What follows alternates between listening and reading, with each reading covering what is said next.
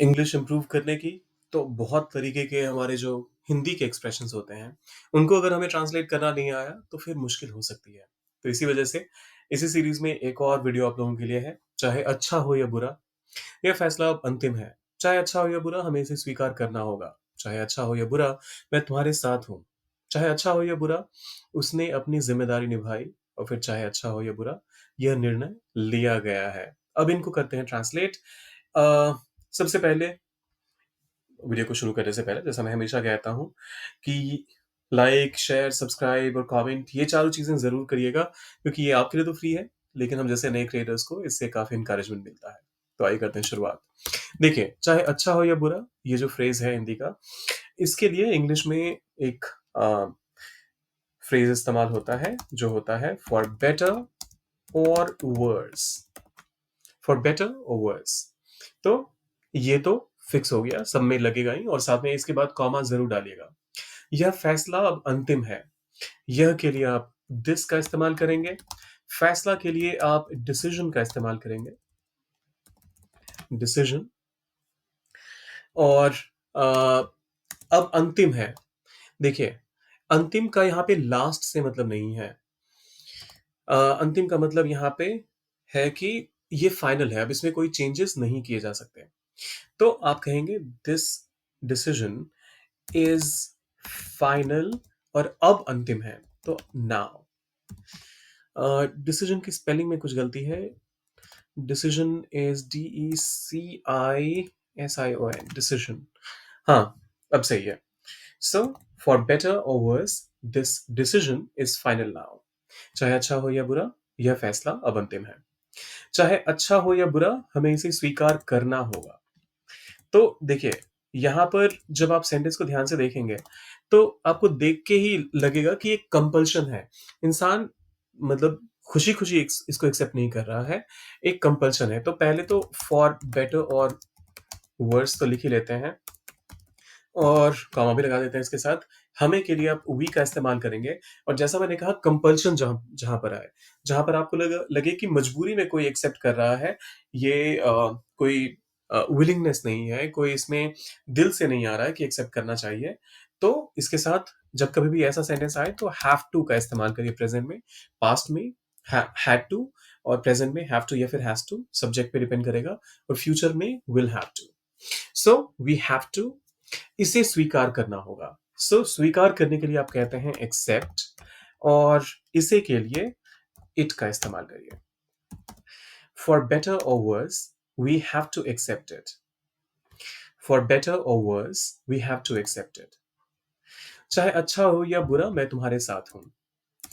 चाहे अच्छा हो या बुरा के लिए फॉर बेटर और वर्स और फिर मैं तुम्हारे साथ हूं। इसकी इंग्लिश क्या होगी? ये पूरा line for better or verse के साथ क्या आएगा, वो आप कमेंट सेक्शन में डालिए। मैं अगले स्टेटमेंट की तरफ चलता हूँ। चाहे अच्छा हो या बुरा, उसने अपनी ज़िम्मेदारी निभाई। चाहे अच्छा हो या बुरा, तो फॉर बेटर और वर्स उसने के लिए मैं यहाँ पर ही का इस्तेमाल कर रहा हूँ। आप चाहें तो शी का भी इस्तेमाल कर सकते हैं क्योंकि यहाँ पता नहीं चल रहा कि लड़के की बात हो रही है या लड़की की। निभाने के लिए आप कहते हैं फुलफिल और ज़िम्मेदारी निभाई। तो देखिए जब जैसे ही ये सेंटेंस आप ध्यान से सुनेंगे तो आपको अ, पता चल रहा होगा कि ये पास्ट की बात हो रही है। निभाने का जो ज़िम्मेदारी निभाने का काम था वो हो चुका है। सो ही फुलफिल्ड का यहाँ पर इस्तेमाल होगा और फुलफिल्ड में डबल एल आता है। फुल FUL और बाद में उसके FILLED। सो ही फुलफिल्ड उसने अपनी सो हिज रिस्पॉन्सिबिलिटी। ज़िम्मेदारियाँ होती अगर यहाँ पे तो रिस्पॉन्सिबिलिटीज़ कर देते इसको। एक और चीज़, जैसा मैंने कहा था कि अगर यहाँ पर आप शी का इस्तेमाल ही के बदले आप चाहें तो शी का भी इस्तेमाल कर सकते हैं, लेकिन उस केस में फिर यहाँ पर हर रिस्पॉन्सिबिलिटी हो जाएगा। तो आपकी मर्ज़ी है, ही फुलफिल्ड हिज रिस्पॉन्सिबिलिटी या फिर शी फुलफिल्ड हर रिस्पॉन्सिबिलिटी। इन दोनों में से आप कोई भी इस्तेमाल कर सकते हैं। फिर आता है चाहे अच्छा हो या बुरा, यह निर्णय लिया गया है। फॉर बेटर और वर्स यह निर्णय दिस डिसीजन अच्छा, निर्णय जब लिया जाता है तो आप यहाँ पे you you make a decision. तो यहाँ पर दिस डिसीजन, और ये भी ध्यान रखिए कि निर्णय ने खुद अपने आप को नहीं लिया है, निर्णय किसी और ने लिया है, तो ये एक पैसिव फॉर्म में सेंटेंस जाएगा। और ये प्रेजेंट परफेक्ट का सेंटेंस है, तो this decision has been made. ये कुछ ऐसा दिखेगा, चाहे अच्छा हो या बुरा, यह निर्णय लिया गया है। For better or worse, this decision has been made. Uh, आप चाहें तो टेकन भी कह सकते हैं, वो ग्रामेटिकली पूरी तरह से गलत नहीं है। मैंने यहाँ पर मेड का इस्तेमाल किया। So for better or worse this decision has been made. एक बार फिर से सारे स्टेटमेंट्स को करते हैं रिवाइज़।